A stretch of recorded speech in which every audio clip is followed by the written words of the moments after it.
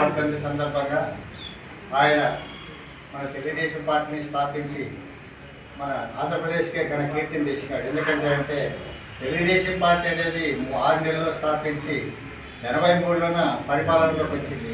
6 నెలల్లోనూ party స్థాపించి వచ్చిన పార్టీలు ఏమీ లేవు. కాబట్టి అటువంటి ఘనత మనది రామారావు గారు దక్కుతుంది.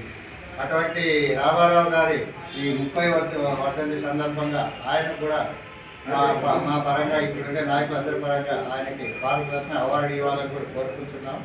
అలాగే ఆయన చేసిన సేవలు ఎటువంటివి అంటే బీద బడుగు బలహీన వర్గాలు అనే దాంతో పార్టీని స్థాపించి కూడు గుడ్డు నీడ అనే ఉద్దేశంతో అందరికీ ప్రతి ఒక్కరికి ఆహారం అయితేనేమి, ఇల్లు అయితేనేమి, గుడ్డు అయితేనేమి అనే దాంతో అందరికీ ఈ సౌకర్యాలు కల్పించడం జరిగింది. మన ఖ్యాతిని ఖండాంతరాలు దాటించిన ఖ్యాతి కూడా రామారావు గారికి దక్కుతుంది. కాబట్టి ఆయన వర్ధంతిని మనము మరవరానిది.